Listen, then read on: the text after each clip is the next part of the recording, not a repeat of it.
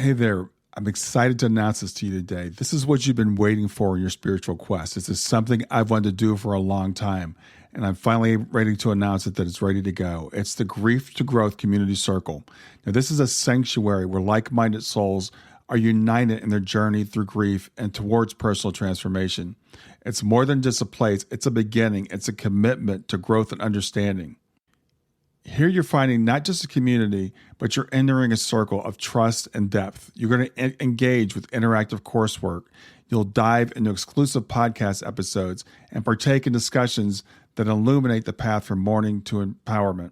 This is a realm where every question is honored and every individual's journey is validated. To be part of this exclusive circle, visit us at grieftogrowth.com/community or look for the chat icon at the bottom of every page on the main website. Remember that entry is a privilege because I want to ensure that every member is as dedicated and genuine as you are. You must apply to join, but the journey within is worth every step. So go ahead and join us today. Check it out, grieftogrowth.com/community, and I look forward to seeing you there. Hi there. Welcome to Grief to Growth podcast. Your host is Brian Smith, spiritual seeker, best-selling author, grief survivor, and life coach. Brian believes that the worst tragedies of life provide the greatest opportunity for growth. Brian says he was planted, not buried, and he is here to help you grow where you've been planted by the difficulties in life. In each episode, Brian and his guests will share what has helped them to survive and thrive. It is his sincere hope this episode helps you today.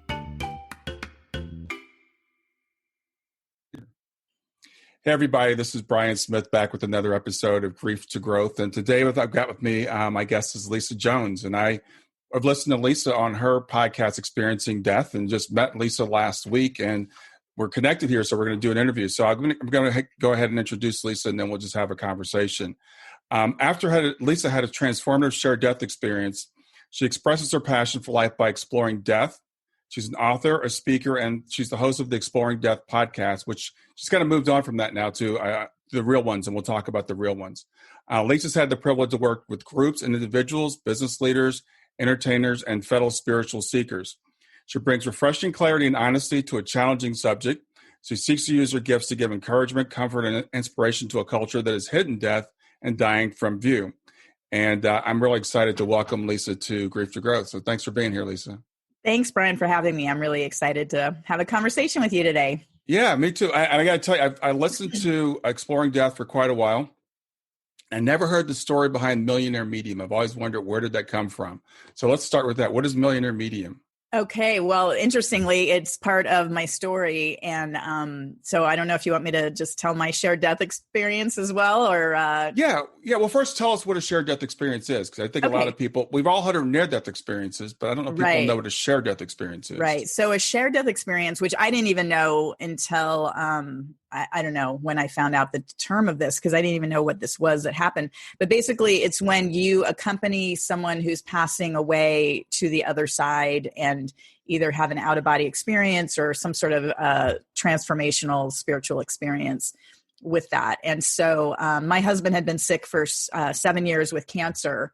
And on the night that he died, I actually left my body. I was in another room asleep. He was in our master bedroom. And all I know is that I left my body and I entered into what, for lack of a better word, is I call heaven. And it was just the most amazing experience of reality. It was more real than anything that I've experienced on this earth. And it was just absolute beauty and love, unconditional love. There were souls and beings just all around. And they were all scurrying about, gathering together in this kind of I guess it would be called a courtyard, for lack of a better word. And there was an announcement, the grand mystery in Sharp is about to arrive. And then there were trumpets and banners, and there was just this excitement. And Ian Sharp was my husband. And he, like I said, was laying in the master bedroom with his brother and best friend. It was the first time I'd had anybody with me I'd been taking care of him by myself, and they did come at that final day. And So anyway, I was with two angels and they were just showing me, where he was going to be welcomed. And all of a sudden this giant door started to open and everybody turned and looked at that exact moment. And he started to walk in. All I saw was like maybe a foot coming through and everybody just started cheering and, oh my God, he's here, he's here. And right at that moment, I didn't see his face or anything, but it was like a trap door just opened and I fell back into my body. It was almost like, it was like a physical, like that falling experience in a dream. And then, I woke up with my brother-in-law knock, knock, knock on my door.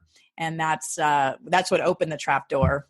And I just was like, oh my God. Like I saw where he was going. And it was really shocking to me because I was raised very religiously and he hadn't been baptized. So I thought he was going to hell. I had no idea that, you could go to heaven and not be baptized. Yeah. So, it completely shifted my entire thinking about religion and all of that. So the Millionaire Medium name came from, I went in to see him and, of course I could tell that it was just his shell and he was no longer there. And so that morning the kids had slept, not in our home that night. They were with grandma. So I was getting ready to go and tell them. And as I was getting ready, I just was like, oh my God, what am I going to say? And there was Ian's voice right in my left ear, clear as a bell. And he's like, oh my God, Lisa, I love you, but it is so beautiful here. And I was like, or no, he said it was so awesome here. That was the word, awesome. And I was like, oh my God. So that was the beginning of my mediumship is he opened that door for me. And from then on, I was able to talk to angels and just all of this spiritual door open for me. Yeah. And I was a certified public accountant. So I was like, what is happening? And very religious, not spiritual. Like I didn't understand about angels or anything like that. So, and then the other thing I found out the following day as well is that I knew he had some life insurance, but because he was an executive for the company he worked for, they had a life insurance policy on him, I think it was a multi-million-dollar life insurance policy. So I didn't know that. So all of a sudden there I am, I'm a millionaire and a medium the day after my husband died. And my guides told me to use that name when I started doing my work. Wow, that's wild. So I've heard of, there's a project called the Share Crossing Project. Have you heard about that? Mm-hmm. Where people can kind of prepare to hopefully try to have an experience like this. But you had done nothing to prepare for this. It just kind of happened spontaneous. It was a total spontaneous. And actually I've been interviewed by the Shared Crossings Project and they've got 3 or 4 of my stories in there. In fact, most recently Ram Dass, who lived here on Maui and I was friends with here, passed away. And he did a spiritual drive-by the day that he passed, which completely caught me off guard. Oh, wow. And I had taken a nap. It was weird. It was a Sunday and I don't normally nap, but all of a sudden I was like, wow, I just need to lay down for a little bit. And then as soon as I woke up, I just felt his energy come by. It was almost like a drive-by, a car or something, energy right into me. And I was like, whoa, Ram Dass, what is happening? And I had no idea, but that's the exact time that he had passed away. So it's amazing. I keep having these experiences. I had one with my mom and my dad as well when they passed. So. Oh, really? Okay. Yeah. So you're just open to anybody who drives by. Huh? I know. I think it's a good question because I know, people can kind of prepare themselves. The one thing I did read the book Final Gifts, which is a hospice it was written by hospice nurses. And that really, it was the first time that I had the understanding that when people are passing, that there's kind of a thinning of the veil and that, they might actually be seeing spirit from the other side. So I think at least I was attuned to that idea, but again, it just spontaneously happened. Stay with us. We'll be right back. Hey there, something I want to tell you about today. My podcast platform, Buzzsprout, has recently made it easier for me to allow you to support me financially. Go to www.grieftogrowth.com/subscribe. That's grief2growth.com/subscribe. And once you're there, you can sign up to support me financially. Now, you can do it for as little as $3 a month or, of course, as much as you'd like.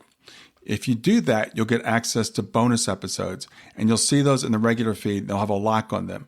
But when you become a subscriber, you'll actually get access to your own private feed, and you'll be able to listen to the regular podcast along with the bonus podcast for the subscribers. I want to thank you for listening. I want to thank you for sharing the podcast. And I want to thank those of you who support me financially. Have a great day, and on to the episode.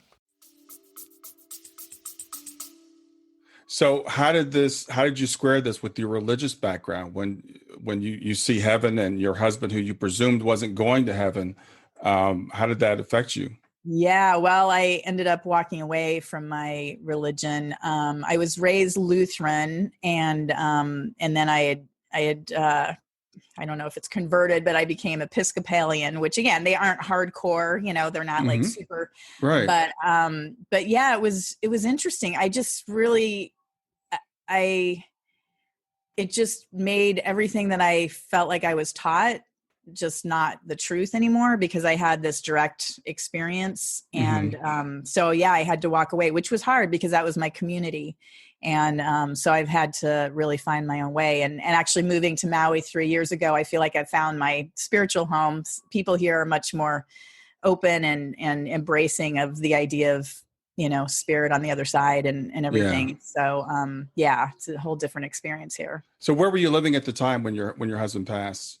We were in Connecticut at that time. Okay. Mm-hmm. Yeah. That's when people transition, it shakes up our lives just normally. If we don't have an experience like that. And a lot of times it creates conflict in our current community, especially if a deeply religious community.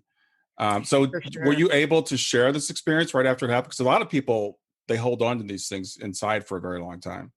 Right. Well, it's interesting because I did talk about it, and but again, I didn't realize the impact, or that it was even something. I hadn't ever read anything about near-death experiences. Oh, really? No. I mean, It was probably 5 years after his death that I think somebody had recommended the book.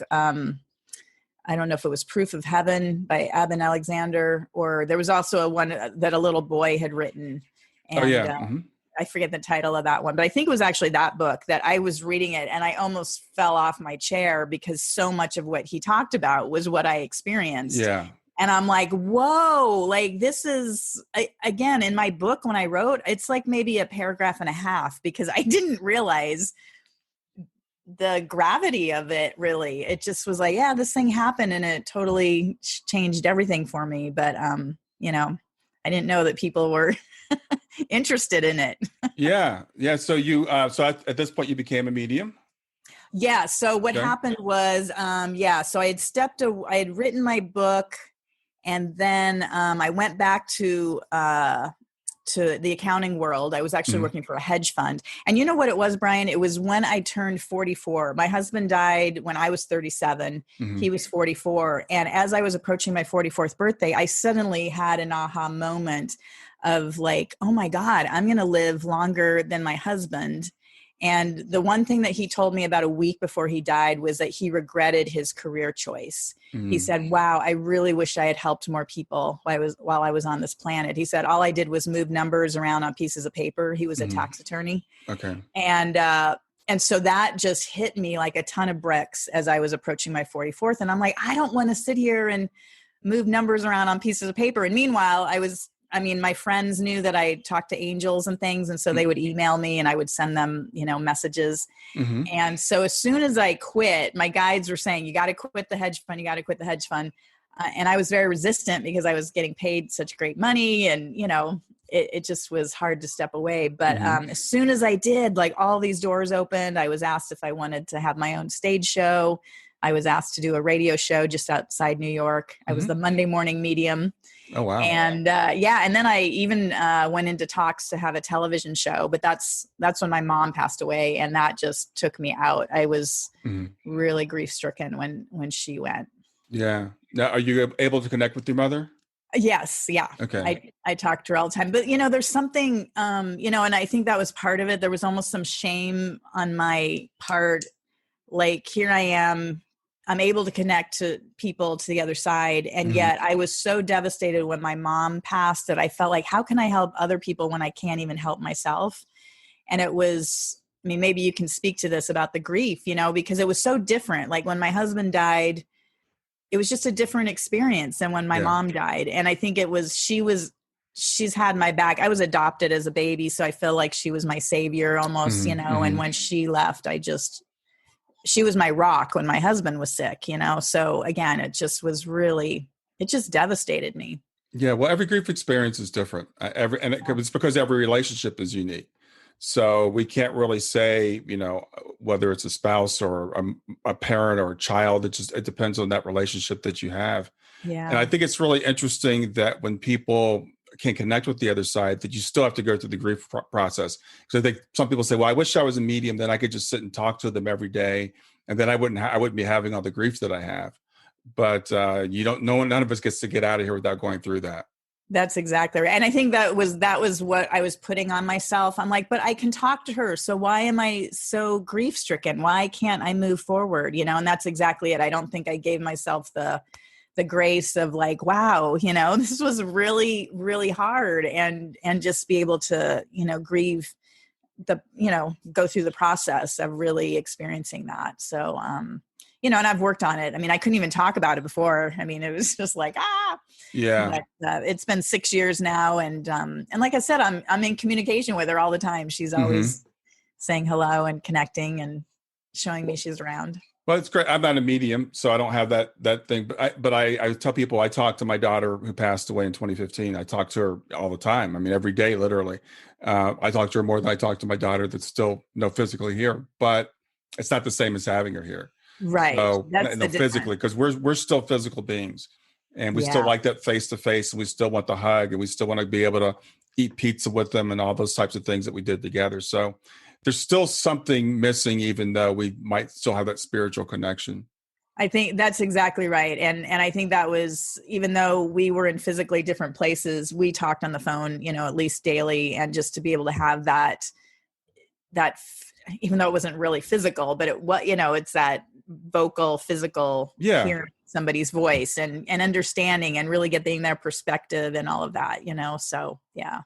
Yeah. So you moved on from the Millionaire Medium, and you did this show Exploring Death, which is where I got to know you. You didn't know me, but I was one of your listeners. So tell us about Exploring Death and what that was about.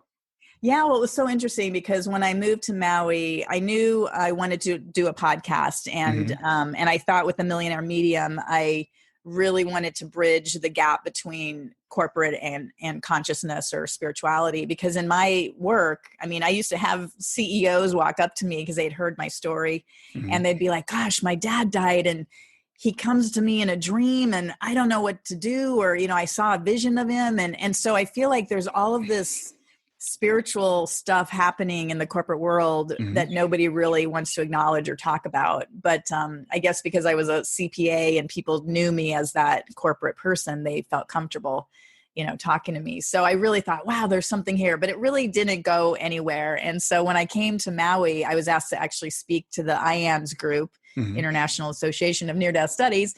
And I'd never heard of it. I didn't know what it was, but then I got a great reception, and then I was asked if I wanted to be the co-leader. And that is what opened the door to Exploring Death, because then I was helping bring in speakers that had been near-death experiencers, and I started running the support group for near-death experiencers. And every time I would speak to someone or hear someone's story, it would bring in another puzzle piece to my experience. Like I said, I thought my shared death experience was just like this kind of random, little asterisk or something in my life, but it suddenly started blossoming and blooming. And then I went to the first conference, the IANDS conference 2 years ago, where I met, again, my tribe of people that have experienced this, and it just really opened the door. So then I was like, I couldn't get enough. So then I started my Exploring Death podcast and got to interview all the top people, Suzanne Giesman and Evan Alexander, and just all these amazing people, and got to share their stories. Yeah, I really enjoyed the show. And then from that evolved into the Real Ones, which is your current project. Right. Yeah. The Exploring Death was about 2.5 years. And then I just decided in March, actually just before the COVID thing took off, that I decided to stop doing that podcast. And my best friend, Golden Duffy, and I started the Real Ones, which is basically us just being authentically real about, energy and helping people manifest and how to tap into the divine wisdom and channel things like that. So yeah, we're just having so much fun. And that's our goal, is just to follow our joy and help people along the way. Cause she and I used to call each other all the time when we were having issues, and we would, channel stuff or talk each other through it. We're like, we should share this with the world, and it's been really fun. We've just had so much fun. So you when you channel things, what are you channeling? What type of things are you channeling? Well, one of the things that we're doing right now is that if people feel stuck in their life, we do a clearing. So we do a Zoom call. It's the two of us and them, and we record it, and they just tell us. We make them anonymous, so because we share it with people. And they just tell us where they're stuck in their life. And so we just feel the energy of what's going on. And then we bring in the divine, we bring in the angels and their guides, and we just channel whatever clearing they need. A lot of times there's, chakra clearings and things like that happen. And then just bring in this divine dispensation. And we've heard, people are just having amazing shifts in their life, and it's been fun. So the Real Ones, you have a podcast and a Facebook group, I believe, right? Yeah, we have a Facebook group, and then we also have a YouTube channel where we give a little extras before and after, because we do the Facebook Lives, and then podcast. So yeah. And I was listening to you and Golden this morning, and I heard you guys talking about manifesting. Yes. So tell me what manifesting is about. How does that work, and can we all do that? Yeah, for sure. Well, that's one of the things we love to talk about the most. We call ourselves the master manifestors, and we encourage people to, learn to manifest their life, because really we believe that, you're creating your life by every choice you make, by every thought you think. It's a vibration. And so when you're, depending on what you're thinking about, like if it's, if you are sad or feeling discouraged or upset, that's a vibrational level. And then the universe hears that vibration and then gives more of it to you. And that's why it's so important to, of course, feel the feelings. We definitely feel like for example, law of attraction sometimes is, you got to always be up, up, up. Well, to me, because we are physical human beings, we have to feel our feelings. And if we don't feel them, that energy gets lodged in our physical body. And that's why Golden and I do these clearings, because you got to clear out that energy in order to allow new energy to come in. And so, so manifestation, it's just about being aware and, again, being at the vibration of what it is you're trying to attract in your life. Because a lot of times, like if people want more money, if you're in that vibration of wanting, the universe is like, oh, they want more money. We'll just keep them in that vibration of wanting rather than actually receiving it. So the way to shift that is to not be in the wanting, but to imagine that you already have it. And it's kind of acting as if, and to, allow then that energy, the universe hears, oh, they have that money. Okay, we're going to bring them more. And it sounds very simple. Obviously there's a lot more to it. Lots of moving parts. How does the higher self play into that? Right. Because as humans, we always want an easy path. We want health, we want wealth, we all want to be, millionaires. Right. But is there maybe the higher self, does that have a role in that? Like our higher self might want us to be where we are? Yeah, I love that. That's a great question. I do believe that we've come here to experience growth in our spiritual, spirit experience. And so, like, for example, my husband's death, I truly believe that he and I signed up for this. I always imagine that we're up in heaven before we come down here. We have a checklist. Like, what do you want to experience in this lifetime? And so you go through and you check like, oh yeah, I want to experience losing a husband at a young age, and all this stuff. And he's like, okay, I'll do that for you. Let's do this together. So I do believe that that our higher self and that our experience here is to go through those ups and downs. Again, you don't even know if you're up if you've never experienced a down. Right. And as hard as it is to lose a loved one, I also believe, as you and I are both in this the soul phone project, which they will talk about in a minute, but I do believe that we don't ever die. We're just in another realm. And so that's the exciting part, is that we're really here to embrace this physical 3D experience and to make the most of it. Yeah. And of course there's going to be highs and lows, but it's just how you navigate it. Yeah, well, I'm part of a group called Helping Parents Heal. So I work with parents who have had children, pass. So, one of the things that people will always say when we talk about soul planning and stuff like that, they'll say, well, I would have never planned this. And I was just talking with the mother the other day, said, I would have never planned this. And I was saying to her, I think maybe from the perspective of your higher self, you would, because we do want these challenges.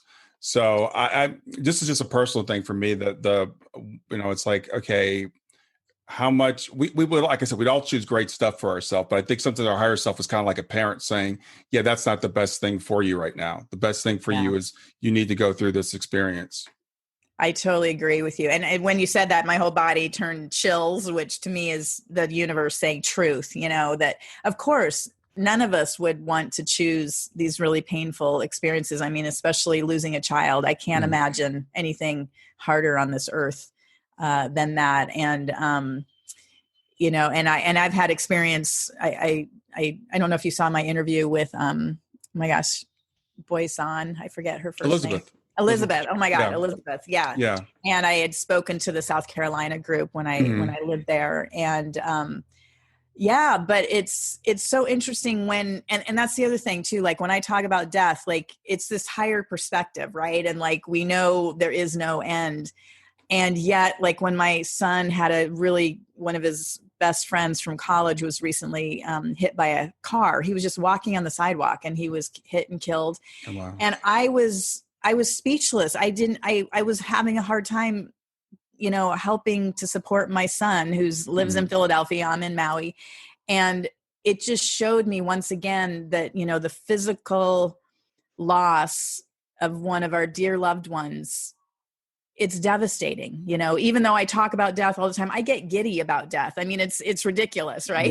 Yeah, I know. I mean, do you know what I mean? I do. Yes. People think we're weird, but I do. Right. I know. And like, I work in hospice. And in fact, during my hospice training, I got really sick. I don't ever get sick. I mean, I went to sleep for a nap. I laid down for a nap again, another odd, weird nap. And when I woke up, literally my eyes were like glued shut and I was coughing. I was like, what is happening? Well, the next day, Spirit came to me and they said, we are giving you just a little taste of what it feels like to be laying in bed and not feeling good because you are way too excited about death and you're going to go help these hospice patients. You need to check yourself and don't be bringing in your little happy sunshine like it's all going to be good on the other side. No, you need to just hold space and just let them be where they are at. And I was like, wow, that was a huge, beautiful lesson from Spirit to really take me down a notch because sometimes us talking about death is like, for people that are experiencing it in the moment, it is not a happy, exciting process. Yeah, we're both human and spirit at the same time, and we've got to navigate both worlds. And so, dealing with people with grief, I can't go right to it's all going to be good, right? Yeah, we got to go. Yeah. We got to, as you said earlier, we have to feel all the emotions. And you mentioned Suzanne Giesemann earlier. I was at a conference with her, and she was channeling Sanaya, and someone asked her about the tragedy of our children, dying or passing early. I don't like the word die, transitioning earlier. And what Sanaya said was basically everything's a matter of perspective. Stay with us. We'll be right back. Hi there. I'm really excited to tell you about my latest ebook. It's 4 lessons that you can learn from the near-death experience without going through all the trouble of dying to learn them. I've been studying NDEs for several years now. I am completely convinced that not only are they 100% real, but that there's some very universal wisdom that we can get from the near-death experience. And I've distilled that down in this book into 4 short lessons. And I've also given you all the reasons why I believe that NDEs are absolutely real. So go to www.grieftogrowth.com/NDE lessons to pick it up for free. www.growth.com/NDE lessons. I hope you enjoy it. We'll get back to Grief to Growth in just a few seconds. Did you know that Brian is an author and a life coach? If you're grieving or know someone who is grieving, his book, Grief to Growth, is a best-selling, easy-to-read book that might help you or someone you know. People work with Brian as a life coach to break through barriers and live their best lives. You can find out more about Brian and what he offers at www.grieftogrowth.com, www.grief2growth.com, or text growth, GROWTH, to 31996. If you'd like to support this podcast, visit www.patreon.com/grieftogrowth, www.patreon.com/GRIEF2growth to make a financial contribution. And now, back to Grief to Growth. From the human perspective, that's a tragedy. But if we can start to really understand that they didn't die, that they transitioned, that they went home, that they're happy, that they're whole, they're still with us, then it's a different perspective. So when something happens to us and we say this is bad, it's bad from our current limited perspective. But if we can expand our perspective, we can maybe see how it's, it's actually for our own good. In the case of my daughter passing, I would not be doing this if it hadn't been for Shayna's passing. And she reminds me of that all the time. Like, this is because of me. This is why she's in my background whenever I do these interviews, because she never wants me to forget, that this is all about her. So it's a terrible thing. It's a tragedy from my human perspective. I would give anything to have her back, but I know it was part of our plan, and I know that I'll see her again. So that's the way that I view it.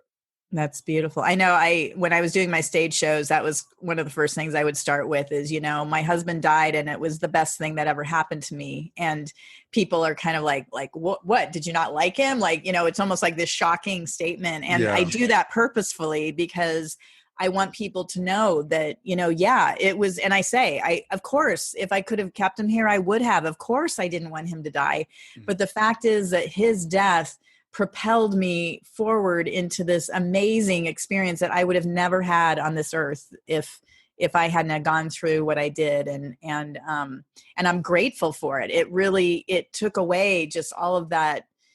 I mean, I was literally living that life of, the white picket fence with the dog and the cat and the 2.5 kids. And just everything was just so like Stepford wife or something, like get me out of here. And now I feel like now I'm really understanding, like, this is so exciting. And to know that we don't actually die, that we get to live full out. And this is our opportunity. And that's one thing I do get when I channel passed away loved ones, is they're like, oh my gosh, if I had only known that, I was going to live on forever, I would have taken so many more risks and challenges. And, I would have followed my dream rather than just be stuck in like a 9-to-5 job and being miserable, like life is too short to be miserable.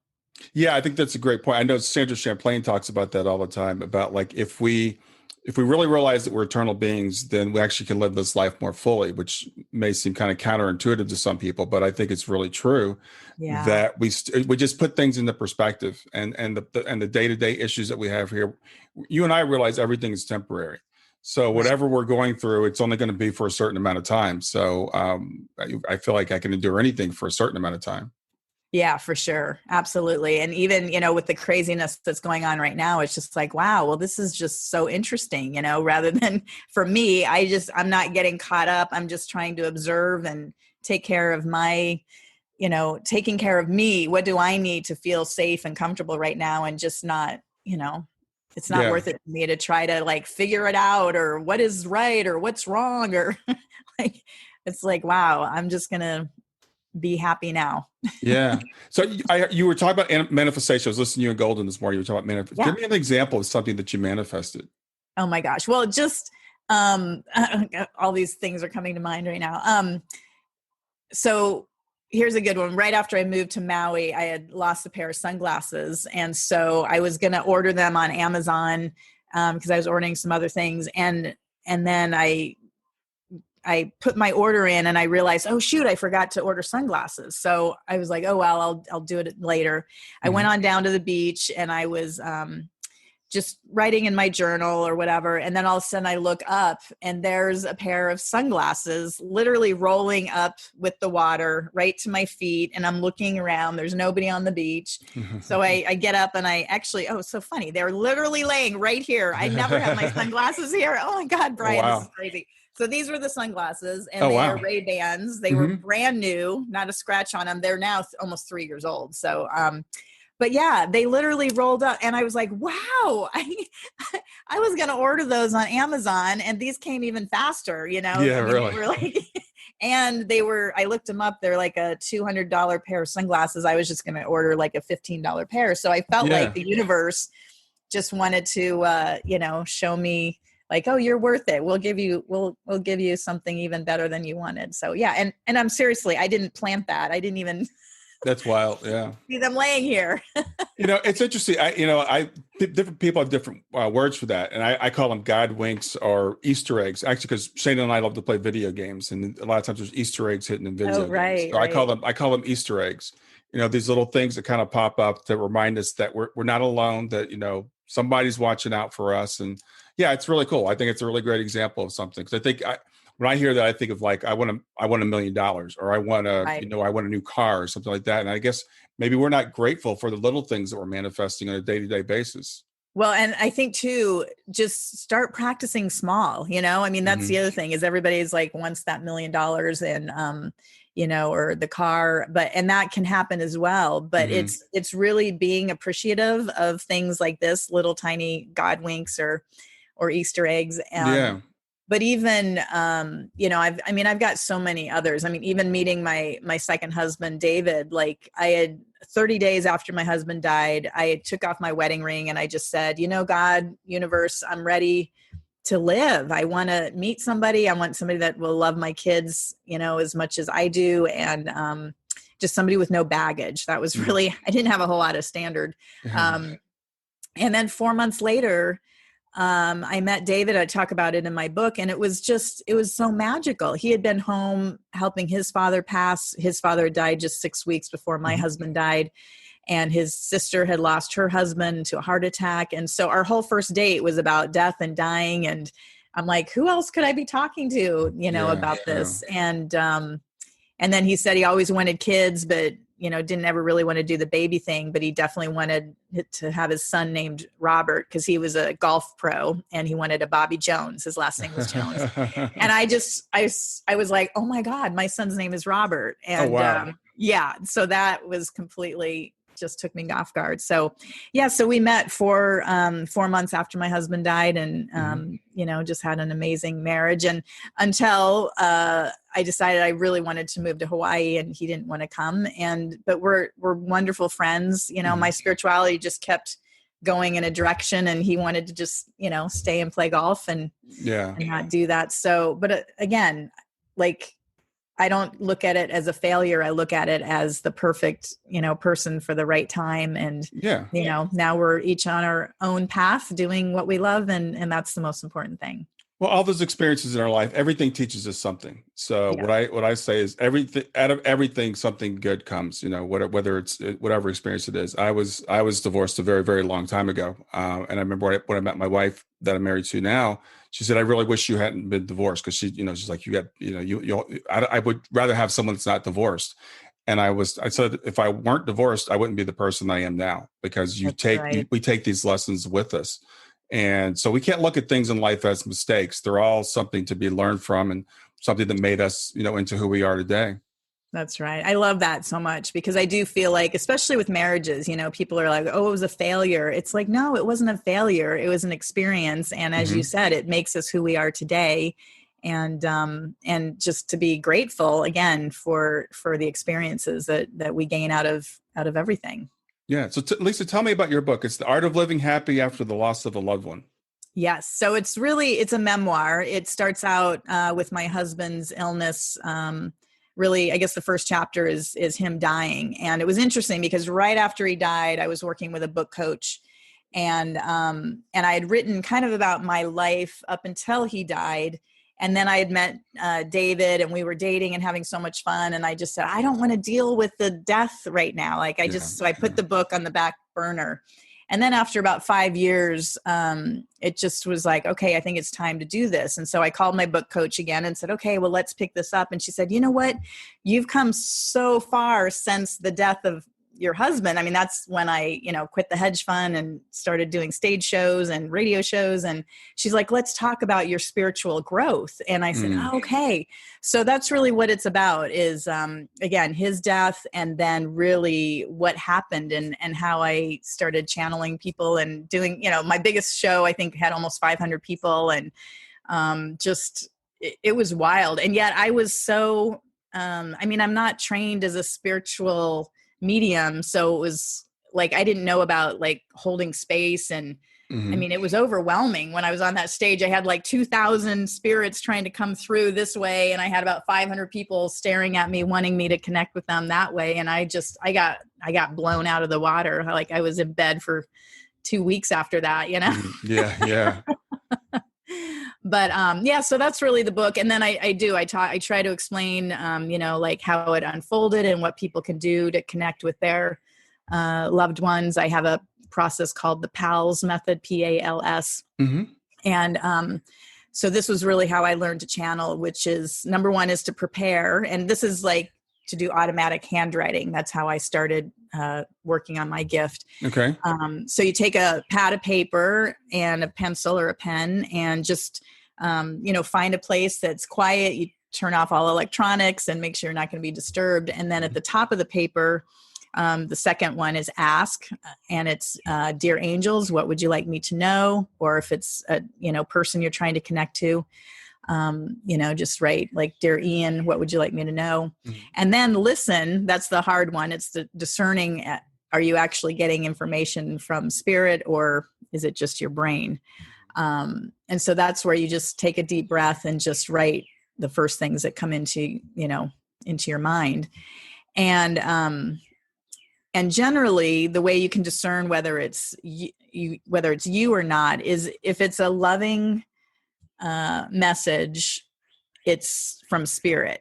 If it's of fear or, something that I don't know. And this is where it gets difficult to try to discern what's spirit and what's your own brain. But if it's like, I don't know what the other word is, linear, and sometimes the message is just as simple as love or, joy or something like that. And then it's a matter of practicing. And the S is always to say thank you when you're done. Okay. But this is the way I started working with the angels. Dear angels, what would you like me to know today? And so for probably 2 years, every day I would do that.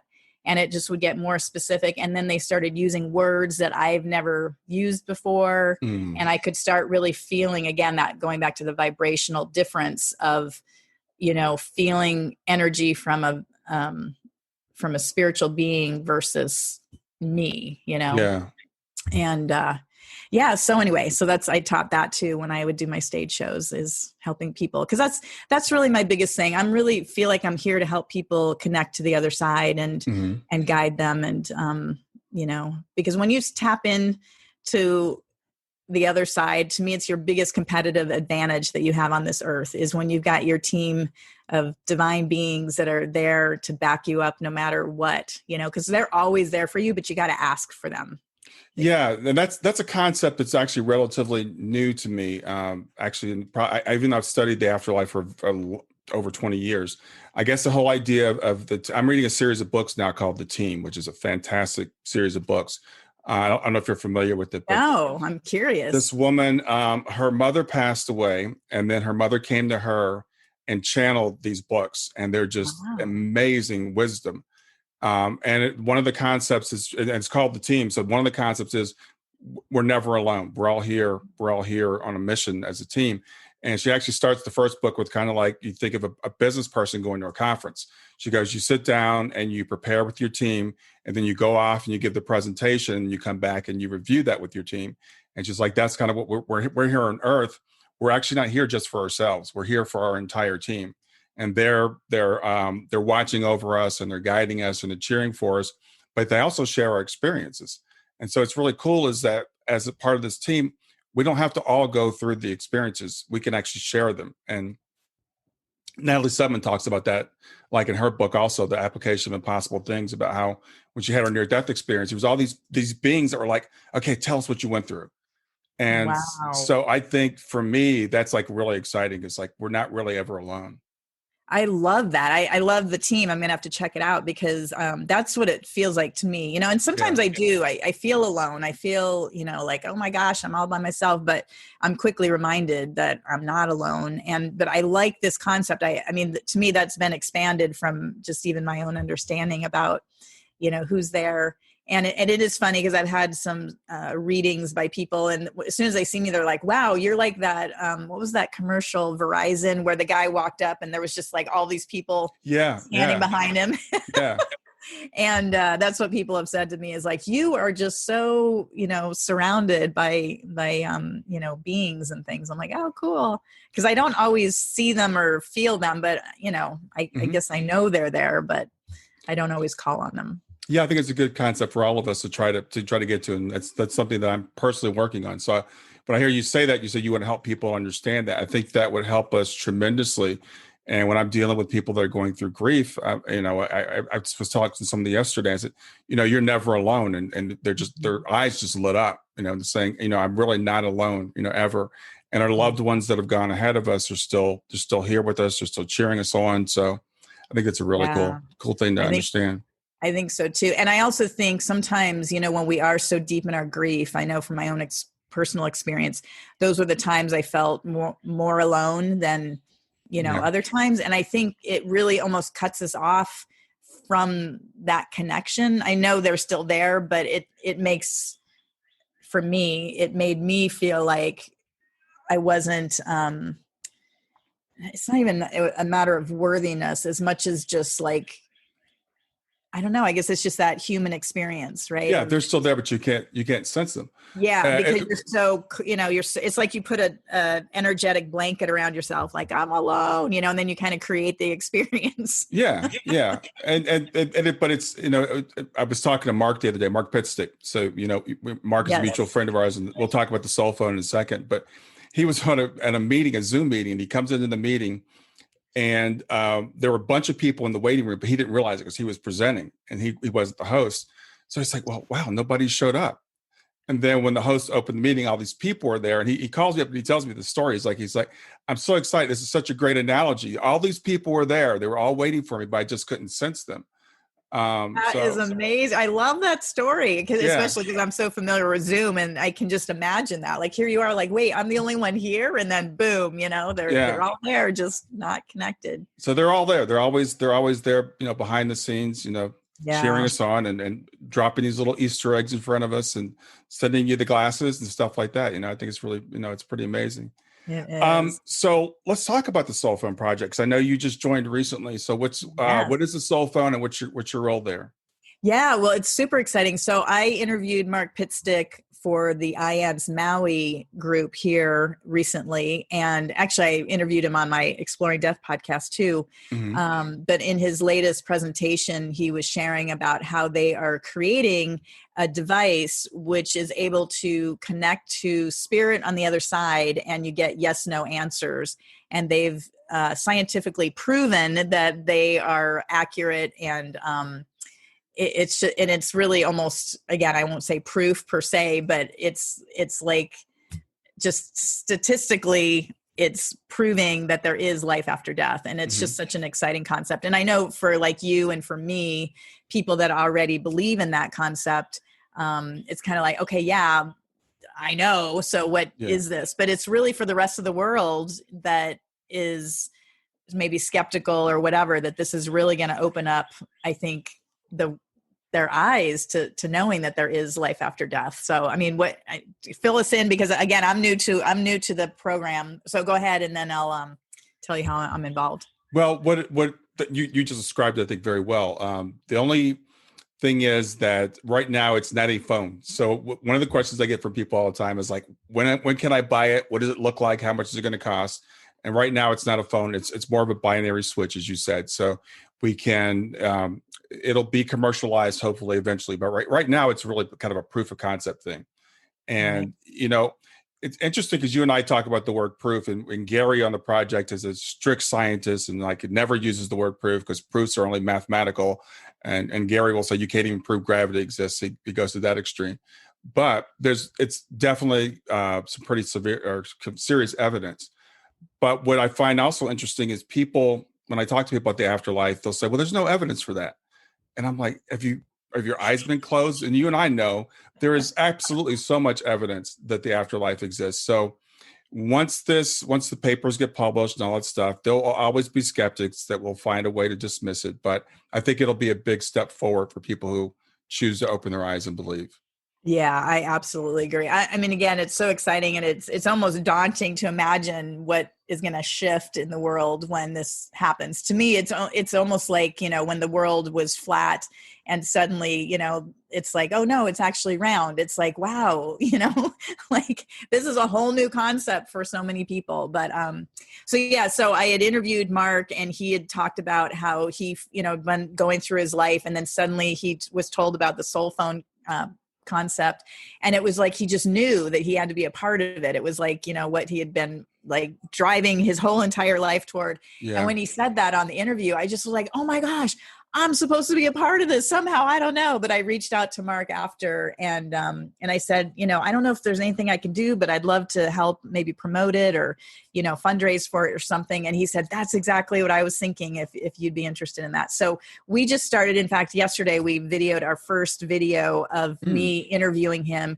just like 20-minute videos, just to really help people understand more in bite-sized chunks about what it is, and to kind of open it up to more people to understand about it. Yeah, that's great, because it is a big kind of daunting concept, and we have the soul phone website, which we have for a while, but it is so heavy and so intense. Yeah, so having bite-sized chunks, I think, will help people really understand, what it's about. And I'm excited. I think in a year or so we'll have what normal people will call proof. Gary won't let us use that word, but what normal people will call proof. That's right. Yeah. So it's super exciting to be able to be kind of, helping the forefront to, come in and hear about all this. Yeah. So tell me, you're speaking at IONS. We've mentioned IONS before, the International Association for Near-Death Studies. The conference is online this year. So good news is everybody can attend no matter where you are. Bad news is we can't all get together. But it's August 14th through 16th, and it's going to be online. So what are you going to be speaking about? Yes, so I am going to be speaking with Paula Lenz, and the title of our meeting is called Healing from Shared Death Experiences. And Paula had an experience with her brother dying, and she, so she had a shared death experience, and then I'll be talking about mine. So it's kind of an interview style. I had interviewed her for my show as well, and it's really about, how much we healed from the experience. It was like, it opened my gifts of mediumship, and just even my whole physical body changed after having this out of body experience. I feel like my DNA was changed, which I don't even know. I'm sure that, I don't know what happened, but all I know is I could no longer eat McDonald's or drink like sodas anymore. Like I physically couldn't metabolize things like that. It's like I had to go to a pure diet. I had to stop drinking alcohol. I had to do all these things because I was like a completely different human being after that experience. That happens to some people have NDEs. Yeah. See, and I don't know that much about that, but I think from talking to people that have had, like I said, those little puzzle pieces, I'm like, oh my God, that makes so much sense. Why that, happened to me. Yeah. That happens. They can be become more sensitive to medications, more sensitive to electronics, all kinds of things that your body just becomes more sensitive. Yeah. Yeah. And that's exactly what's happened to me and to Paula as well. And then also she's able to communicate with spirit as well, which, like I said, that was something that I hadn't been doing before, or at least I didn't know. If I wasn't as aware of it as I certainly was afterwards. Yeah. So you're speaking on the 16th, right? On Sunday, the 16th at 6 p.m. Eastern time. And it's right before Suzanne Giesman. I think she's the final. It's either Suzanne or Anita Morajani. Whoever is the final speaker, we're just right before them. Okay, so cool. We're excited. Yeah. We're the warm-up band. Yeah. So I want to tell people they can find the conference at virtualconference.iands.org. So it's IANDS, so virtualconference.iands.org. And you can register, you get access to the whole thing, and you get 90 days of access to video on demand after the conference is over. So I'll let everybody know about that. And I'll be actually doing a panel there on Saturday. So Lisa, people can reach you through the Real Onez? Yeah, they can go to therealonez.com, and it's TheRealOnez.com. And they can also find us on Facebook under that same name. And they can email us at goldenandlisa@gmail.com, which is GOLDYNANDLISA. It sounds great. Yeah. Do you have any parting thoughts? Well, I guess the only thing that comes to mind is just to have appreciation for everything in your life, the good, the bad, the ups, the downs, and just imagine that, this is your opportunity to be here in a 3D life and to embrace it as fully as possible and to follow your dreams. That's what we're here to do. And to, reach out for help when you feel like you're stumbling, because there's always somebody there. And even if it's your angels, I've got chills again as I say that, just call out to your angels and ask for help, or there's so much love for us here that we don't realize. And if we could just wrap ourselves in that love and that knowing that we are not alone, I think it can make everybody's life a little bit better. Yeah. So if people are feeling like they want to reach out for help, they can reach out to you at the Real Onez, right? Absolutely. Yeah. Very Lisa, cool. It's been really great to get to meet you. I feel like I already know you because I've been listening to your podcast for a long time. I'm glad to finally get to connect with you and have this interview. And I'm sure we'll see each other around. Sounds good, Brian. Thank you so much. It was so much fun to chat with you. Yeah. Enjoy the rest of your day. Okay. Aloha. Well, I hope you enjoyed the episode. I want to make it really easy for you to reach me. So just send me a text to 31996 and simply text the word growth, GROWTH. In fact, you can right now just say, "Hey Siri," send a message to 31996. And when Siri asks you what you want to send, just say growth. You can do the same thing with OK Google. Thanks a lot. Have a wonderful day. Thanks for listening to Grief to Growth. Brian hopes that you find this episode helpful and will come back for future episodes. Brian's best-selling book, Grief to Growth, Planted Not Buried, is a great resource for anyone who is coping with grief or knows someone who is. If you enjoy the podcast and would like to support it, there are 3 things you can do to help. The first is to share the podcast with someone that you think it will help. The second is to go to iTunes, rate, and review the episode. The third way you can support the podcast is by becoming a patron. Head over to www.patreon.com/grief2growth. That's patreon.com/grief, the number 2, growth, and sign up to make a small monthly donation. Patrons get access to exclusive bonus content and knowledge that you are helping to spread the message of grief to growth. For more about Brian and Grief to Growth, visit www.grief2growth.com. Hi there. I hope you enjoyed this latest episode of the podcast, and I'd love to hear your thoughts. What questions came up for you? What did you like about it? What didn't you like about it? I invite you to visit us at grief2growth.circle.so.